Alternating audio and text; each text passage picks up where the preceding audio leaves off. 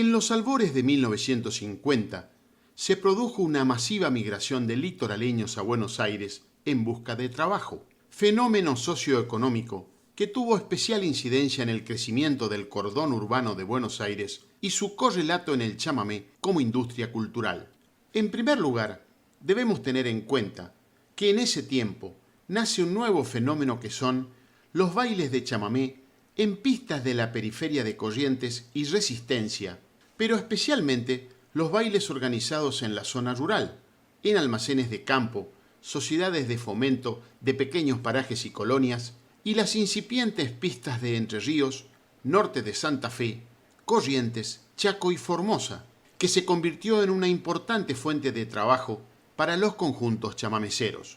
Revisando los afiches de época, podemos observar que los organizadores apostaban a un conjunto de renombre para encabezar la grilla que se completaba con conjuntos locales o regionales en bailes que generalmente tenían lugar de día.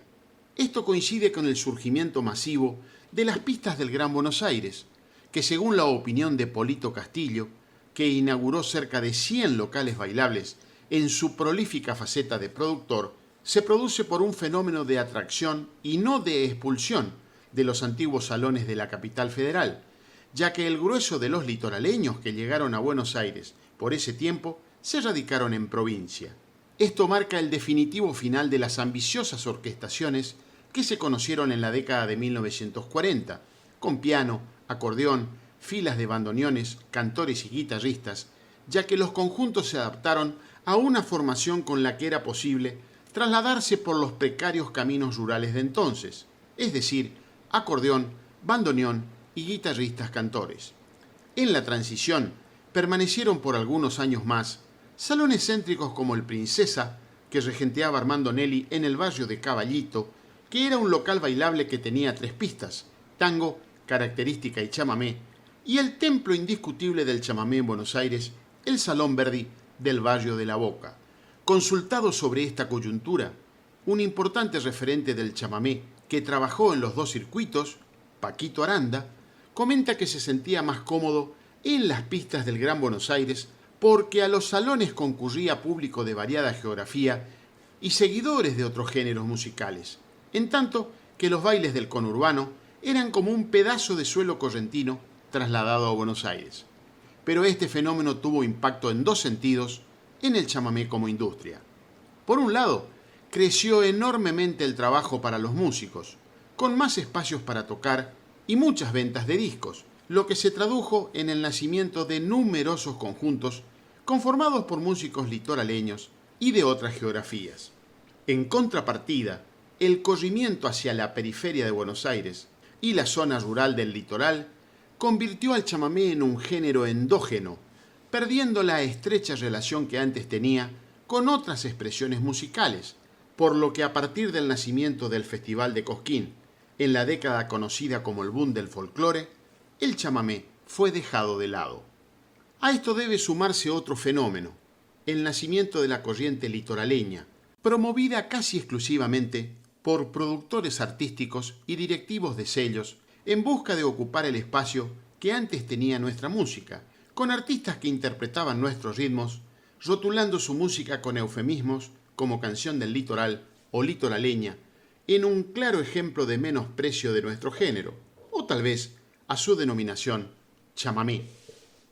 El primero en ponderar este fenómeno fue Osvaldo Sosa Cordero, que pese a no ser un perjudicado directo, ya que su música integraba el repertorio de importantes artistas folclóricos, como correntino y chamamecero, sintió el deber de motorizar, en coincidencia con el surgimiento del Festival del Folclore del Litoral en Posadas en 1963, el primer simposio sobre chamamé de la historia. Del mismo participaron destacados artistas y gestores culturales, entre otros Florencio López, Lucas Braulio Areco, Julio Chapo, Ramón Viveros, Miguel López Breard y el chaqueño Raúl Oscar Cerruti, que compiló un resumen de la experiencia en el libro Chamamé, Danza Folclórica de la Región Guaranítica,